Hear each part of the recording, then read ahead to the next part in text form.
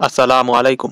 বাংলাদেশের অন্যতম গুরুত্বপূর্ণ এবং ঐতিহ্যবাহী সুগার মিলগুলোর মধ্যে ঠাকুরগাঁও সুগার মিল একটি প্রখ্যাত নাম। এই মিলটির 1956 সালে নির্মাণ কাজ শুরু হয় এবং শেষ হয় 1958 সালে। এটি বার্ষিক উৎপাদন ক্ষমতা 15,240 মেট্রিক টন। যখন এটি প্রথম প্রতিষ্ঠিত হয় তখনকার দিনে বাংলাদেশের চিনির চাহিদা মেটাতে স্থানীয় মিলগুলির প্রয়োজনীয়তা ছিল অত্যন্ত গুরুত্বপূর্ণ।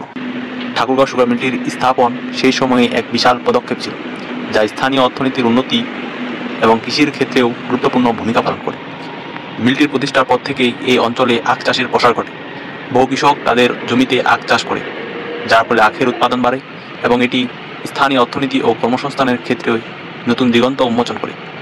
ঠাকুরগাঁও সুগার মিলটির অভ্যন্তরে আধুনিক প্রযুক্তির ব্যবহারের কারণে এটি দ্রুত চিনি উৎপাদনে সফলতা অর্জন করে এবং দেশের এক প্রধান চিনি উৎপাদনকারী প্রতিষ্ঠান হয়ে ওঠে। এই ভিডিওতে আমরা আখ থেকে চিনি তৈরির প্রক্রিয়ার সংশ্লিষ্ট রাসায়নিক বিক্রিয়া, চিনি উৎপাদন কাজে ব্যবহৃত বিভিন্ন যন্ত্রের সুনির্দিষ্ট কাজ সম্পর্কে জানার চেষ্টা করব। আখ থেকে চিনি তৈরির প্রধান পদক্ষেপ হলো আখ সংগ্রহ। ঠাকুরগাঁও সুগার মিলের চিনি উৎপাদন প্রক্রিয়া শুরু হয় কৃষকের কাছ থেকে আখ সংগ্রহ করার মাধ্যমে।